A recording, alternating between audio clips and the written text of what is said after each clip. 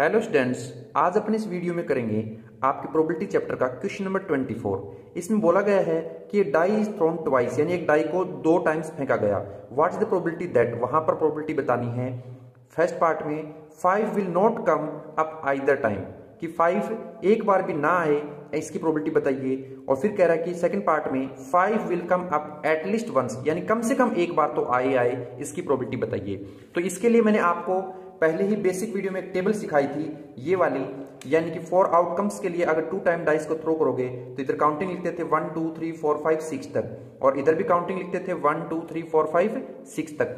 जहां पर इस 1 और इस 1 को देखकर अपने 1 1 लिखा, इस 1 को और इस 2 को देखकर अपने 1,2 लिखा था, यहां इस 1 को और 3 को देख के 1,3 लिखा था। तो ये टेबल मैं ऑलरेडी आपको बेसिक वीडियो में बनानी सिखा चुका था, जहां पर अपन को जो क्वेश्चन डिमांड कर रहा है उस क्वेश्चन के मुताबिक कह रहा है कि 5 will not come up either time, यानी कि 5 एक बार भी ना आए। तो आप जब इस टेबल को ध्यान से देखोगे तो 5 इसमें भी नहीं आ रहा, इसमें भी नहीं आ रहा, इसमें भी नहीं आ रहा, यहां भी नहीं है, यहां पर है, यानी कि 1 टाइम है। ऐसे अगले को देखोगे तो यहां पर है।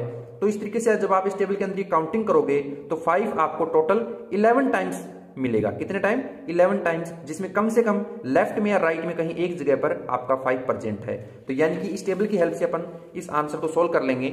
देखिए क्या लिखेंगे, सबसे पहले 24 का आंसर जो करेंगे तो यहां लिख देंगे टोटल आउटकम्स। टोटल आउटकम्स, तो टोटल आउटकम्स आपके फिक्स रहते हैं, 2 टाइम डाइस थ्रोन करते हो यानी 36 रहते हैं। अब यहां पर बता सकते हैं कि number of outcomes in favour of 5 is क्या क्या होंगे, तो वो आप बता सकते हो कि हमारा 1,5 होगा, फिर हमारा 2,5 होगा, फिर हमारा 3,5, फिर क्या रहेगा 4,5, फिर रहेगा 6,5, फिर उल्टा कर देंगे यानी 5,1 और 5,2, 5,3, 5,4 और 5,5 भी आप लिख सकते हो, और फिर आखिरी रहेगा 5,6।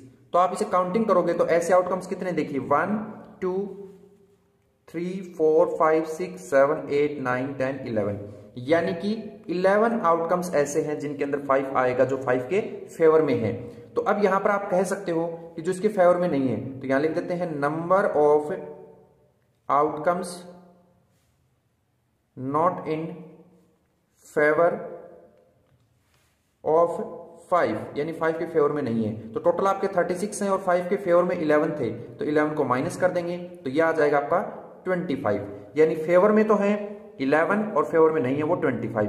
फर्स्ट पार्ट में पूछा कि 5 will not come up either time, 5 एक बार भी ना आए, तो अपन फर्स्ट पार्ट में यहां पर लिख लेंगे फर्स्ट पार्ट P, फिर ब्रैकेट के अंदर 5 विल नॉट कम